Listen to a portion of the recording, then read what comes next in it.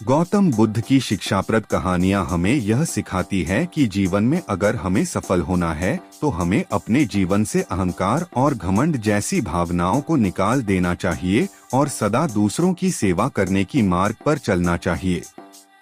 गौतम बुद्ध की सीख हमेशा हमें सही मार्ग दिखती है और इन बातों का पालन कर हम अपने जीवन में दुख से मुक्ति पाकर जीवन में खुशी प्राप्त।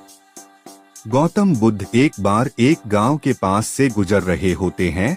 तभी अचानक गौतम बुद्ध को प्यास लगी तो उन्होंने अपने एक शिष्य से कहा कि हम इस पेड़ के नीचे रुकते हैं, तुम जाकर गांव का जो तालाब है वहां से पानी भरकर इस घड़े में लेकर आ जाओ।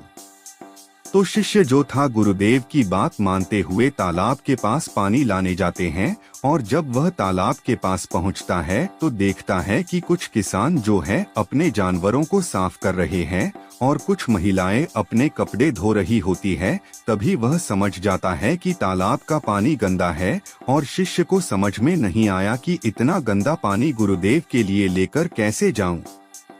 थोड़ी देर उसने इंतजार किया और वापस वह गौतम बुद्ध के पास चला गया और उसने गौतम बुद्ध से कहा कि माफी चाहूंगा गुरुदेव, मैं पानी लाना चाहता था लेकिन पानी इतना गंदा है कि मैं पानी भरकर ला नहीं पाया।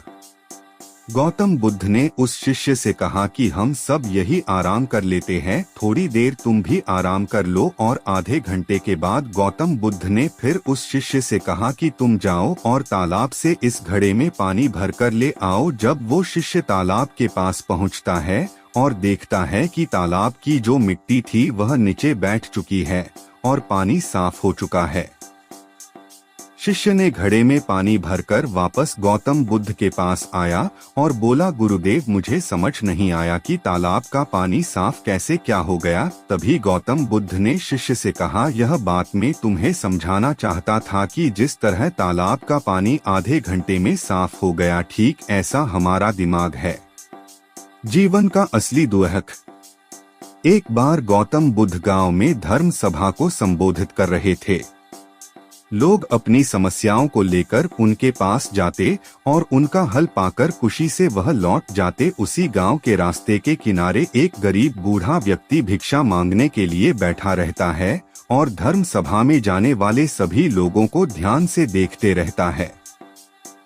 वह गरीब व्यक्ति देखता है कि सभी लोग अंदर तो दुखी जाते हैं पर जब वापस आते हैं तो बड़े प्रसन्न दिखाई देते हैं और यह चीजें देखकर वह गरीब व्यक्ति बहुत ही आश्चर्यचकित हुआ। उस गरीब को लगा कि क्यों ना मैं भी अपनी समस्या गौतम बुद्ध को बताऊं और मन में यह विचार लिए वह गौतम बुद्ध के पास जाता है। जब वह गरीब व्यक्ति वहां पहुंचा तो उसने देखा कि सभी लोग अपनी समस्या गौतम बुद्ध को बता रहे होते हैं और गौतम बुद्ध मुस्कुराते हुए सबकी समस्या हल कर रहे होते हैं। और जब उसकी बारी आई तो उसने गौतम बुद्ध को प्रणाम किया और कहा कि भगवान, इस गांव में सभी लोग खुश और समृद्ध हैं, मैं ही क्यों गरीब हूँ। गौतम बुद्ध मुस्कुराते हुए उस व्यक्ति को बोले, क्योंकि तुमने आज तक किसी को कुछ नहीं दिया। तब वह व्यक्ति बोला, भगवान, मेरे पास दूसरों को देने के लिए क्या होगा, मेरा स्वयं का गुजारा बड़ी मुश्किल से हो जाता है और लोगों से भिख मांगकर मैं अपना पेट भरता हूँ। गौतम बुद्ध बोले, तुम बड़े अज्ञानी हो, ईश्वर ने बांटने के लिए तुम्हें बहुत कुछ दिया है और तुम्हें मुस्कुराहट दी है जिससे तुम आशा का संसार कर सकते हो, मुंह से अच्छे शब्द बोल सकते हो, दोनों हाथों से लोगों की मदद कर सकते हो। और ईश्वर ने जिसे यह तीन चीजें दी है वह कभी गरीब और निर्दयी नहीं हो सकता है और निर्धन का विचार सिर्फ आदमी के दिमाग में होता है और यह एक भ्रम है, इसे दिमाग से निकाल दो। गौतम बुद्ध की यह बातें सुनकर उस व्यक्ति का चेहरा चमक उठता है और वह समझ जाता है कि दुखी और गरीब होना एक भ्रम है, ना कि वास्तविकता होती है। इस कहानी से हमें यह सीख मिलती है कि हम जैसा सोचते हैं वैसे ही हम अपने जीवन में बनते हैं, इसीलिए अपने जीवन में अच्छे विचार और सोच का होना बहुत जरूरी होता है। जैसी जिसकी भावना। एक बार भगवान बुद्ध प्रवचन दे रहे थे और अपना प्रवचन खत्म कर उन्होंने आखिर में कहा कि जागो, समय हाथ से निकला जा रहा है। और सभा खत्म होने के बाद उन्होंने अपने प्रिय शिष्य आनंद से कहा कि चलो कुछ देर घूम कर आते हैं। आनंद बुद्ध के साथ चल दिए। जब दोनों सभा मंडप के मुख्य द्वार तक पहुंच गए थे कि वो दोनों मुख्य द्वार के एक किनारे खड़े हो गए और प्रवचन सुनने आए लोग एक एक कर बाहर निकल रहे थे, इसीलिए मुख्य द्वार पर भीड़ जमा हो गई थी। अचानक उनमें से एक महिला बुद्ध से मिलने आई। तभी उसने कहा कि तथागत मैं नर्तकी हूँ और आज नगर एक बड़े शेठ के घर मेरे नृत्य का कार्यक्रम पहले से तय था, लेकिन मैं उसके बारे में भूल चुकी थी। जब आपने कहा कि समय निकला जा रहा है तो मुझे इस बात की याद आई और वह नर्तकी तथागत को धन्यवाद कर वहां से चली गई। अब उसके बाद एक डकैत बुद्ध के पास आया और बोला, तथागत मैं आपसे कोई बात छुपाऊंगा नहीं। मैं भूल गया था कि आज मुझे एक जगह डाका डालने जाना है, पर आज आपका उपदेश सुनने के बाद मुझे अपनी योजना याद आई और वह भी भगवान बुद्ध को धन्यवाद कहकर वहां से निकल जाता है। डकैत के जाने के बाद धीरे धीरे चलकर एक बूढ़ा व्यक्ति बुद्ध के पास आया और कहा कि तथागत जिंदगी भर बुनियादी चीजों के पीछे भागता रहा, अब मौत का सामना करने का दिन नजदीक आ रहा है। तब मुझे लगता है कि सारी जिंदगी यूं ही बेकार हो गई। आपके बातों से आज मेरी आंखें खुल गई और आज से मैं अपने सारे मोह माया छोड़कर निर्वाण के लिए प्रयत्न करना चाहता हूँ। जब सब लोग चले गए तब बुद्ध ने आनंद से कहा, प्रवचन मैंने एक ही दिया, लेकिन उसका हर किसी ने अलग अलग मतलब निकाला और जिसकी जितनी झोली होती है उतना ही दान वह समेट पाता है।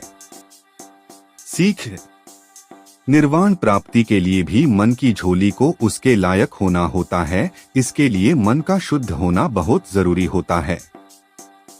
घमंडी राजा गौतम बुद्ध की कहानियां। Gautam Buddha story in Hindi. घमंडी राजा। एक बार एक राजा गौतम बुद्ध के पास आया। आश्रम में बहुत भीड़ थी। तभी राजा ने बुद्ध से आग्रह किया कि वह उनसे एकांत में कुछ कहना चाहता है। अब बुद्ध बोले, सर्वत्र एकांत है और तुम्हें जो बोलना है वह यही बोलो। तब राजा बोला कि मैं संन्यास लेना चाहता हूँ। यह सुनकर बुद्ध थोड़ा गंभीर हो गए। वे बोले कि तुम्हें सन्यासी होने के लिए और दीक्षा देने से पहले मेरी एक शर्त का पालन करना होगा। राजा ने कहा कि जब दीक्षा लेनी है और संन्यास्त होना ही है तो सब शर्तें मंजूर है। बुद्ध ने राजा को आदेश दिया कि अपने कपड़े और जूते उतारकर अपने राजधानी के राजमार्ग पर स्वयं को जूते मारते हुए चक्कर लगाकर आओ। अब राजा ने वही किया और उसके चले जाने पर शिष्यों ने बुद्ध से कहा कि जब हम दीक्षा लेने आए थे तब आपने ऐसी कठोर शर्त नहीं लगाई थी और आप स्वयं करुणा अवतार हैं, फिर राजा के साथ ऐसा कठोर व्यवहार क्यों? जब तुम लोग संन्यास लेने आए थे तो तुम्हारे अहंकार बहुत बड़ा नहीं था, इसलिए तुमसे द्वार भिक्षा मांगकर ही काम बन गया था। पर यह तो राजा है और इसका अहंकार भी बड़ा है, इसीलिए महारोग की दवाई भी अधिक शक्तिशाली होनी चाहिए। और राजा जब इस दशा में अपने ही प्रजा के सामने से गुजरेगा तो उसका अहंकार खत्म हो चुका होगा। राजा ने शाम तक शर्त पूरी कर ली और बुद्ध के पास आकर कहने लगा, तथागत मुझे दीक्षा देकर अब तो संन्यास्त करे। तभी बुद्ध ने राजा के सर पर मुकुट रखा और कहा कि अब तुम्हें संन्यास लेने की जरूरत नहीं।